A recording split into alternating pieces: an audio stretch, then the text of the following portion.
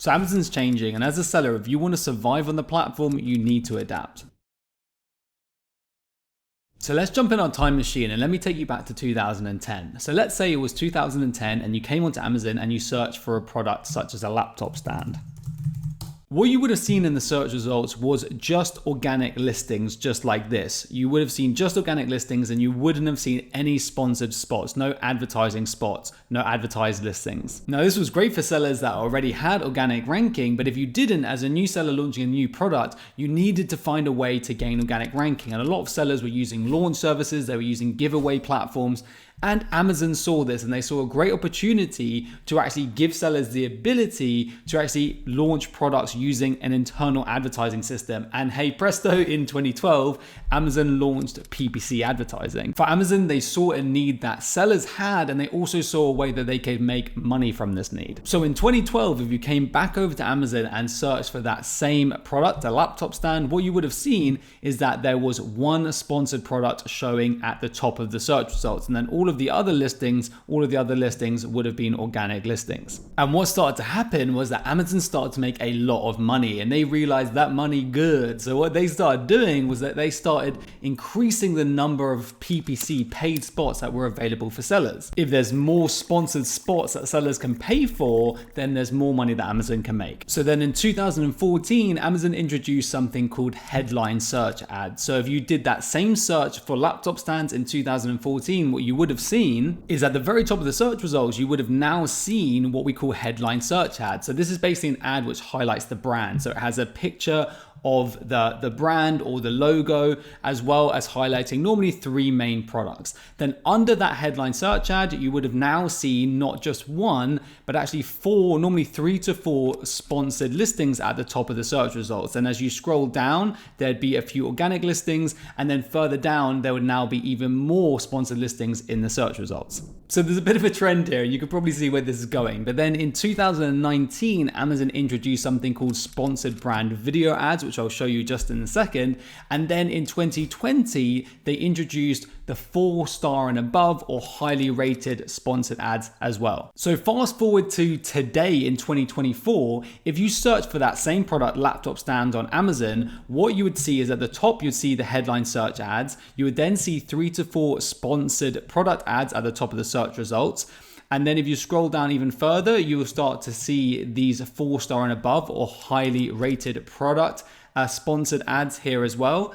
Just under it, you will see a sponsored brand video ad, and then even more sponsored products in the search results, all split up by a few organic positions. So to put this into perspective, in 2012, there was only 1 sponsored spot on the first page of search results. Fast forward to today in 2024, there is on average 21 sponsored spots on the first page of search results. And this doesn't even include all of the sponsored spots that are available on product pages as well. So let me use Helium 10 to show you what this actually looks like, because it's quite hard to get a proper perspective on this, and it's one of those things that almost goes unnoticed, but it's kind of crazy. So if we load Helium 10, what you can really easily see is what are sponsored listings and which are organic, because any of the sponsored listings, Helium 10 basically labels with S. So SB is sponsored brand, SP is sponsored product, and SPV is sponsored brand video.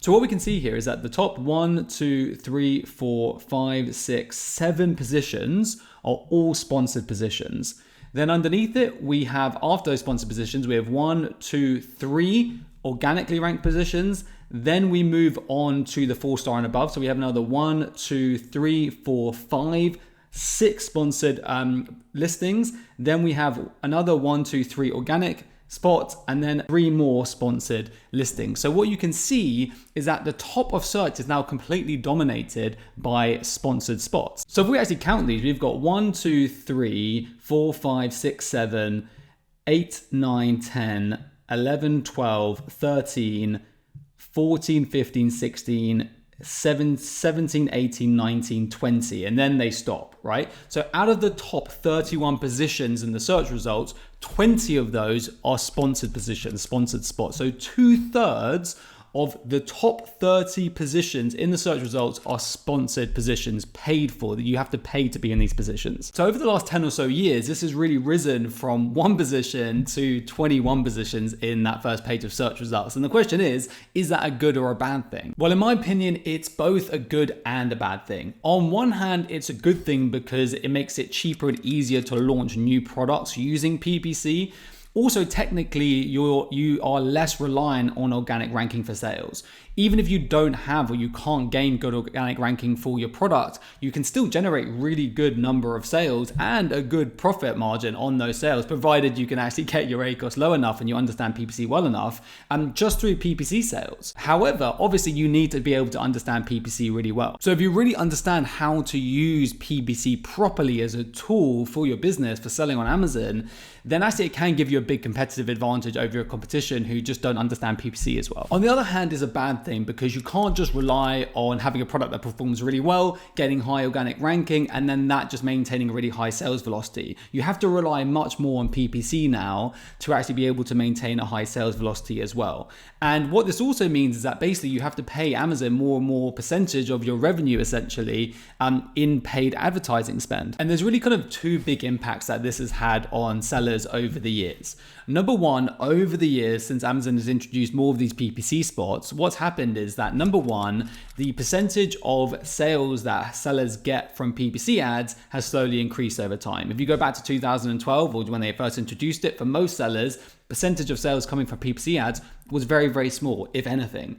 And then over the years, it has started to increase and increase and increase, as obviously Amazon introduced more of these PPC spots and they become more important, and more of the clicks, more of the sales made on the platform as a whole come through PPC. The second impact is that for most sellers over the last 10 years, their TACoS has also slightly increased. Now, if you've not heard of TACoS, TACoS stands for total advertising cost of sale, and it's basically a metric that shows what percentage of your business's total revenue is being spent on advertising. So if you spend £1,000 on advertising over a month, and then over that same month, you turn over £10,000 in revenue, 1 divided by 10,000 is 10%. So you have a TACoS of 10%. You're spending 10% of your revenue on advertising. Again, over the last 10 years, for the majority of sellers, their TACoS would have also slowly increased. They would have gone from spending none of their revenue on advertising to a small amount to more and more and more as Amazon introduces more PPC spots and more percentage of their sales is coming from PPC. And this isn't changing. PPC isn't going anywhere. It's here to stay. And I wouldn't be surprised if it became more and more important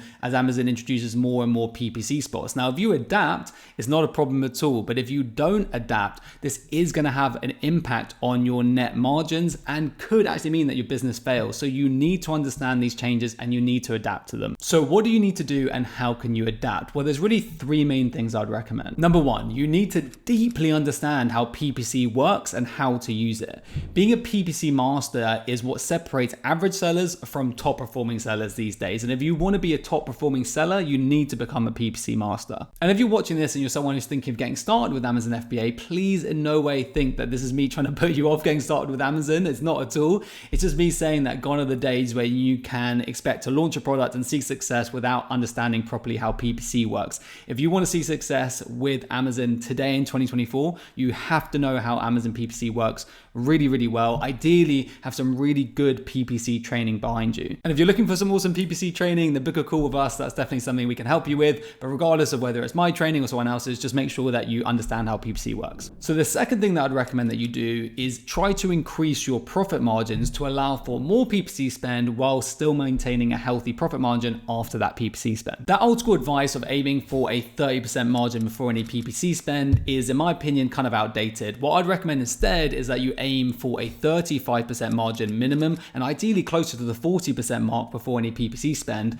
That way you can spend 10, 15, 20% of your revenue on Amazon ads while maintaining a healthy bottom line. If you're wondering how you can do this, how you can increase your margins, well, there's really 2 main options. The first option is that you can consider resourcing your product at a cheaper cost per unit. And if you need help doing that, I'll put up a video up here where I talk about how to get a sourcing company to actually help you do this. And it's completely free and it really doesn't take much time at all. So so definitely worth looking into. So I'll put the video here and also in the description. The second option is that you can just increase your price slightly. Now, of course, that might make you less competitive and make it harder to compete, but it's always worth testing. Just test your price at a slightly higher price point and just see what impact that has on sales. The third and final thing that I'd recommend is to actually start making profit on your PPC sales. So bringing that ACoS below your break-even ACoS, maybe long-term 5 to 10% below your break-even ACoS, so that you have a 5 to 10% profit margin on your PPC sales. Now, I know a lot of you watching this will already make profit on your PPC sales and a lot won't. And generally what I've always kind of recommended is that you aim for a target ACoS at your break-even. So if your profit margins, let's say 30%, then your ACoS target should be 30% as well, so that you break even on your PPC ads, and that makes it basically aggressive enough to kind of drive organic ranking, but not so aggressive that you're losing money overall. So you're basically breaking even on those PPC ads, and then you're making profit on your organic ads.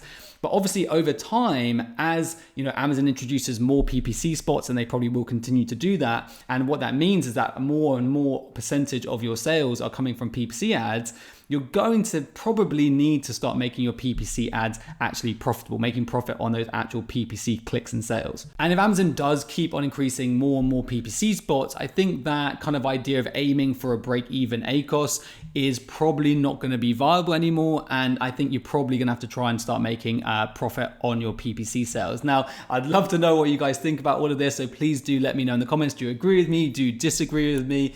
Please do let me know. And if you found the video helpful, give it a like, and I will see you in the next one.